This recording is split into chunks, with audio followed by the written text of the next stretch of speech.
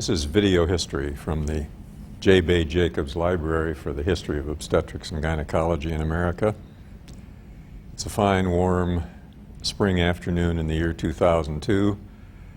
We're in Los Angeles, California, and my guest today is Dr. Harrison C. Visscher, longtime Director of Education for the college. Harry, great to have you with us today. Thank you, Warren. We've always found it useful to begin by starting at the beginning, so let me begin by saying, tell us where you were born and a little bit about the early years of your life. Well, I was born in Grand Rapids, Michigan, and raised in Western Michigan, and attended Hope College in Holland, Michigan. That's where I met my wife, and incidentally, our 4 children graduated from there. But I went on to the University of Michigan Medical School, and after that interned in Grand Rapids. Harry, why did you decide to go into medicine? Well, that's a good question. Actually, my mother had a lot to do with it. When I was born, she named me after the obstetrician. In the C, it was a Harrison Colossi, a strange middle name, but I had no choice after I was born but to be an obstetrician and gynecologist. What year did you graduate from medical school? 1955. 55. And did you begin graduate medical education in obstetrics and gynecology right following that? No, in those days, you may remember we had 1-year internships.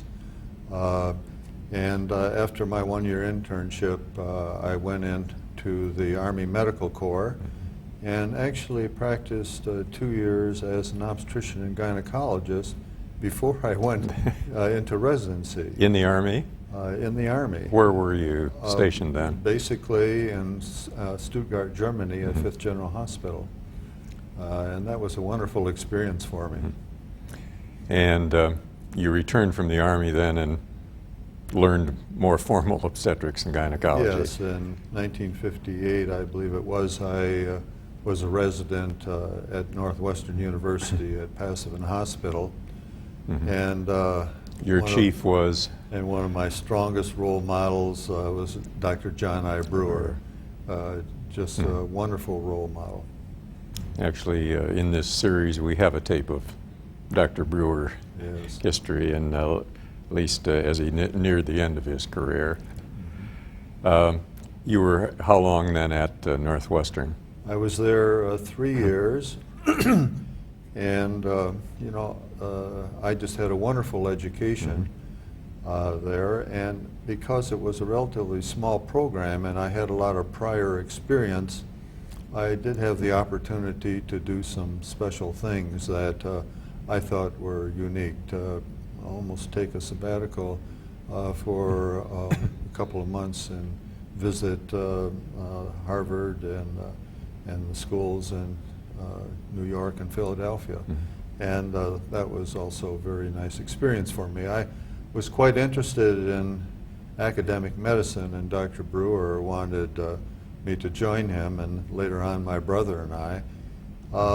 But that never really came about. My mother won out and we ended up in Grand Rapids. I have to tell you a story that I'm not sure I have told you before, but some years ago I talked to a young man at a meeting who had come from Hope College and gone to medical school at the University of Michigan. And he told me that when he went there for his interview, they asked him where he had come from.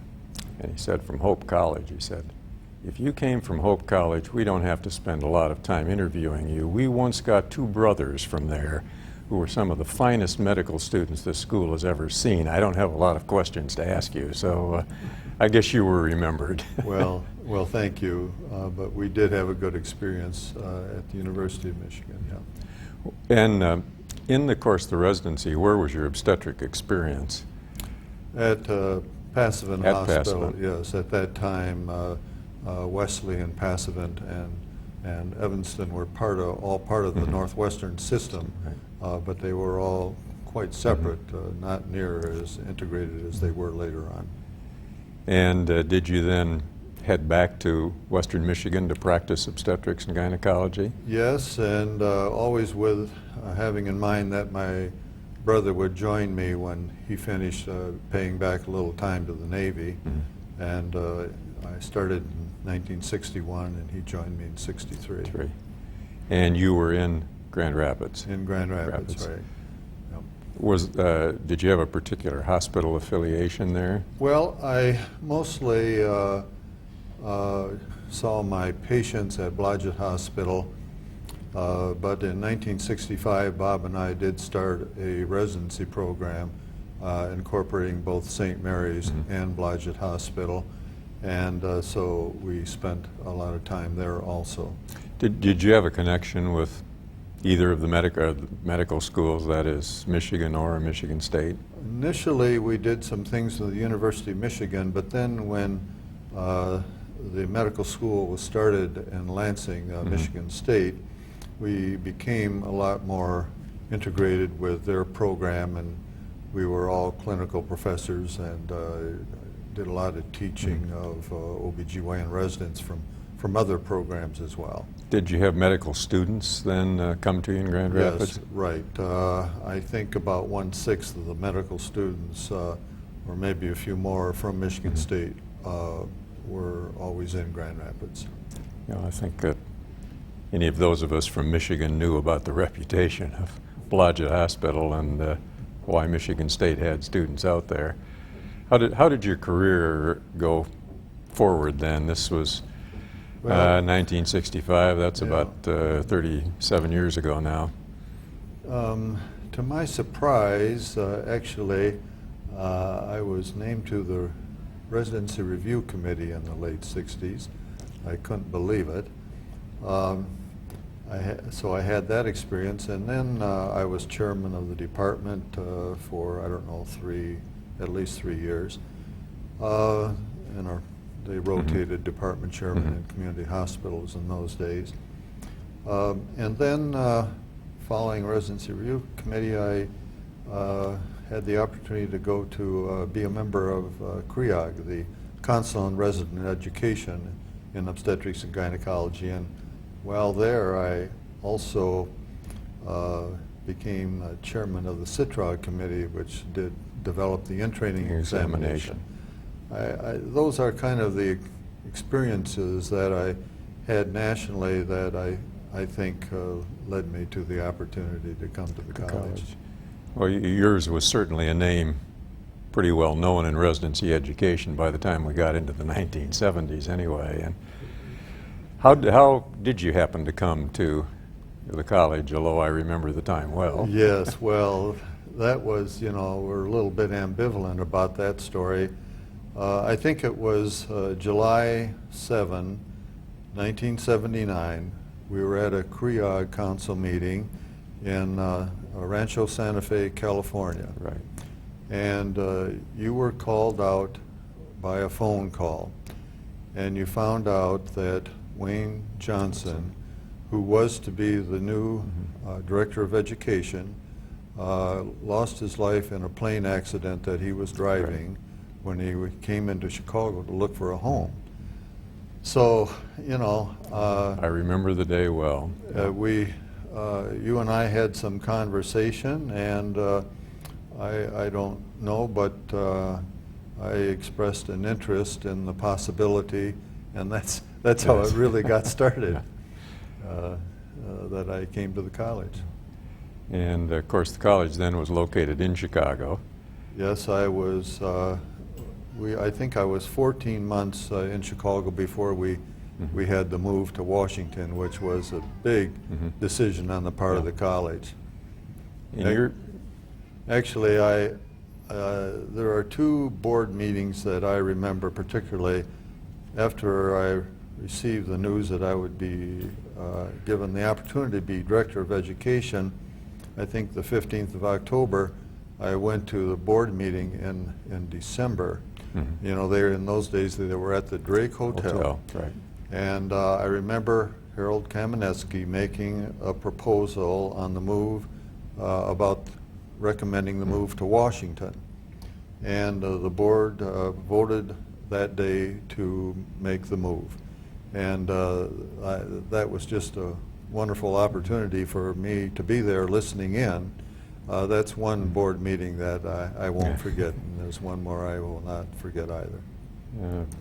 2 or 3 years ago, we made a tape with Harold Kamenetsky and Martin Stone talking about that very occasion. After years and years of discussion in the board, somebody said, I move we relocate to Washington. Somebody else said, I second, and everybody said yes. And 5 years of discussion was wound up in 30 seconds.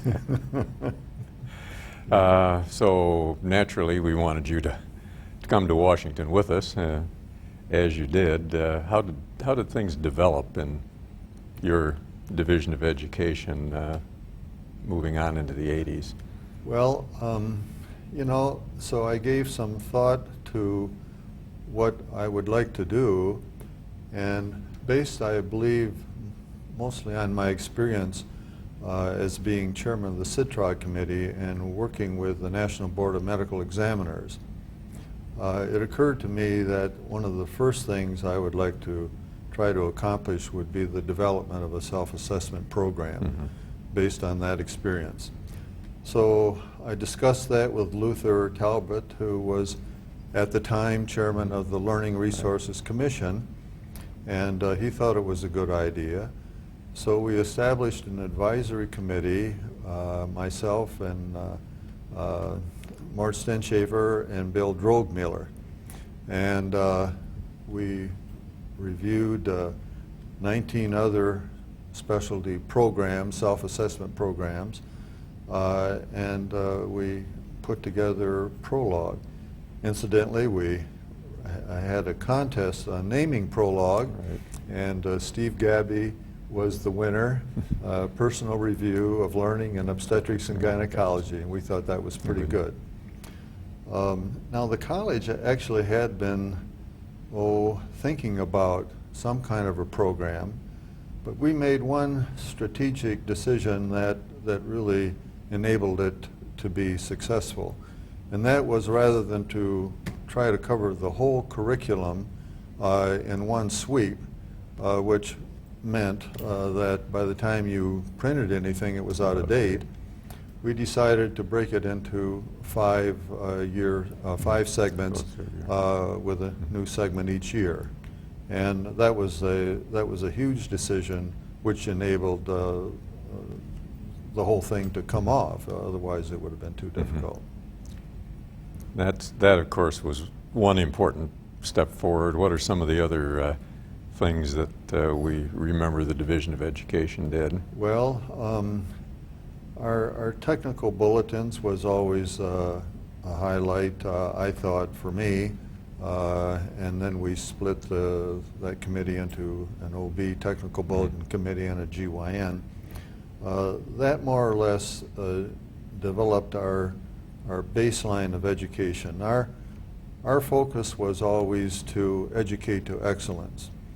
And as you remember, there was some conflict within the college because the liability department and the practice division always had a little problem with that, because our technical bulletins, which we printed to be to guide us to excellent practice, were used by the lawyers all the time in evaluating liability cases. How did you deal with that? Well, I think many of us know. But, yeah, well, the practice division, through their quality assurance programs, identified criteria sets which were to be helpful in the local communities developing a threshold below which practice was substandard and above which there could be several levels of care of various levels of excellence.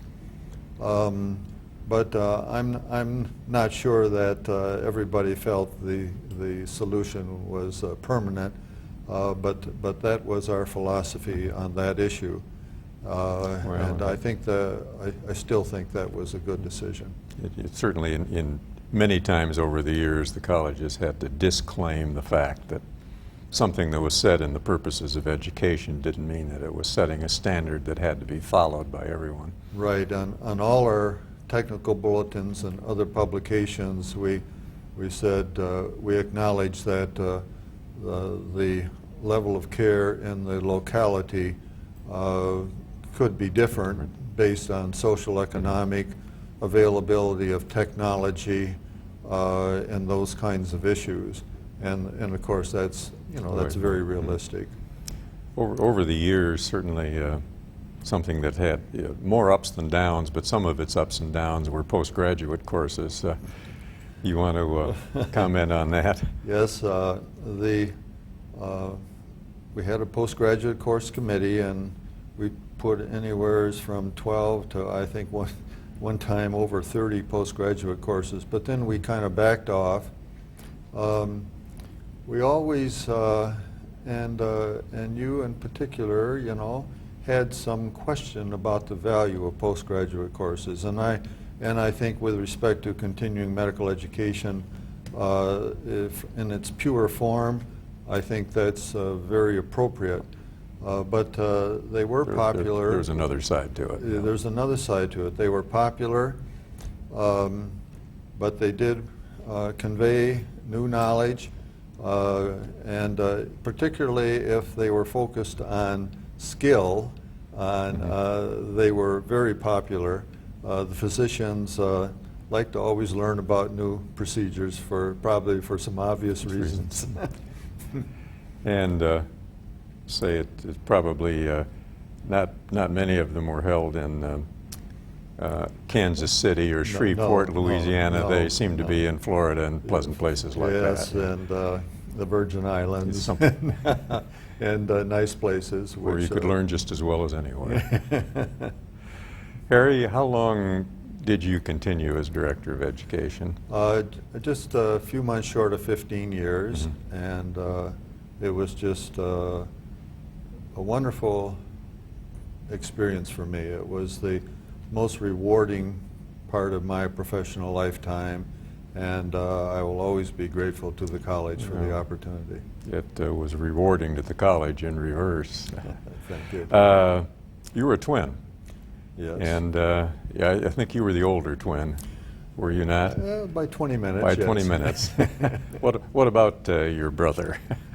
Well, he was also interested in the things that I was, and he became quite involved nationally also. And there was a little bit of nepotism. He was on some of our Prologue committee. Actually, he was on the course coordination committee in the 60s when Luther Talbot was the chairman of that committee. And he's the one who actually first suggested the use of the credit card type of thing, and that was his idea. But anyway, he was interested in similar things, and so he ended up going to the American Fertility Society, later renamed the American Society of Reproductive Medicine, as executive director, and he had a good experience there. And as you know, they had a satellite office in our building in Washington, and so that enabled me to see him quite often. One of the controversies, I guess we want to call it a controversy, over the years was measuring continuing education. Did you count the number of hours that people spend in courses? Could you possibly test them in any way? How did you measure the value of what you were doing? You played on that field a lot. Do you want to say something about that? Yes, I thought that continuing medical education is very useful in terms of helping our constituency improve women's health care. As you know, the college was dedicated to education, advocacy, practice, and research.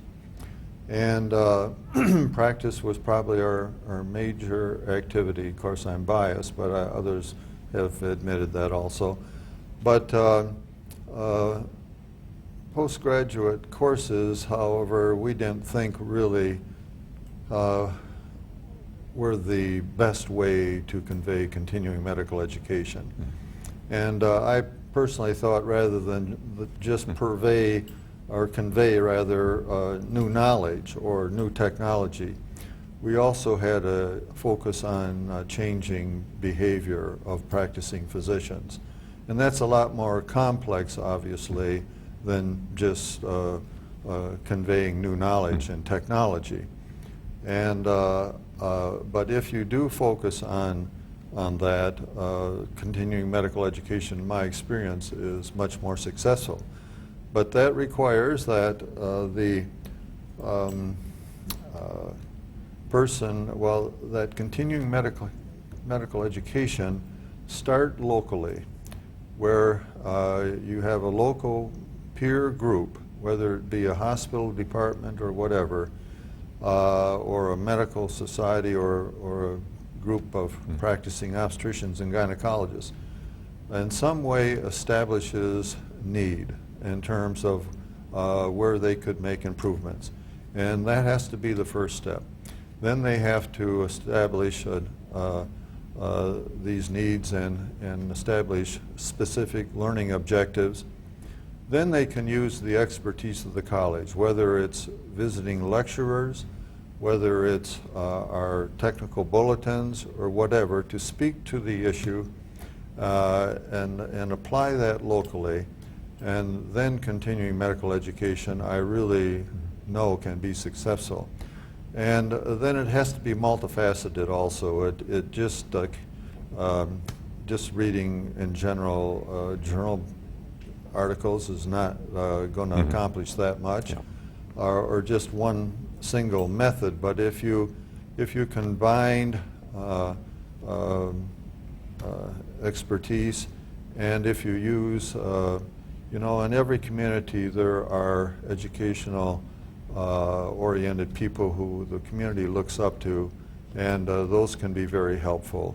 And you have to develop a culture for improving women's health care.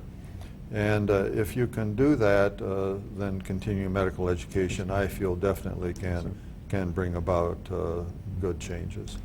I think, too, you were on the side of the people who said that it was the responsibility of the college to provide the education, but someone else should measure the outcomes or measure the competence of the physician. That was not within the purview of the college. Right. Either the local institution or, you know, in New York, they have their programs. I don't know if they're continuing, but they took some leads in that area.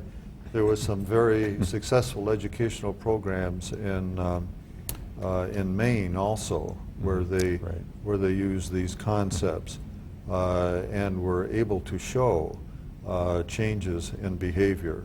That study focused quite a bit on hysterectomy.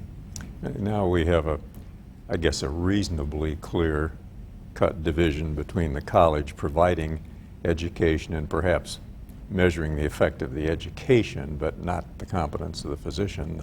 The competence goes to the American board to decide. Right.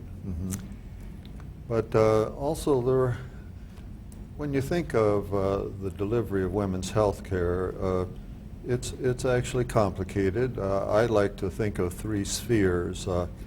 The patient sphere, and actually I think that's the most important sphere, because the patient's lifestyle is probably the most important determinant of her health, short-term and long-term, with respect to smoking, diet, exercise, the use of drugs, multiple sexual partners, whatever. And then we have the community sphere.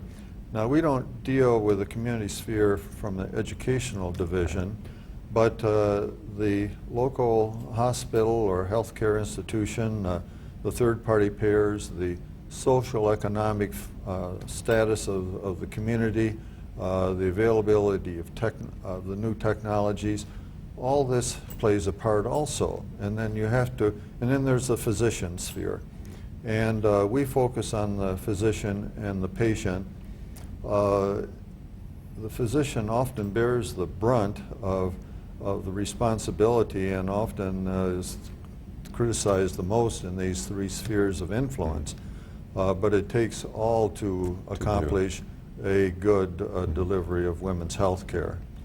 How long were you in the game with the college? Just a few months short of 15 years.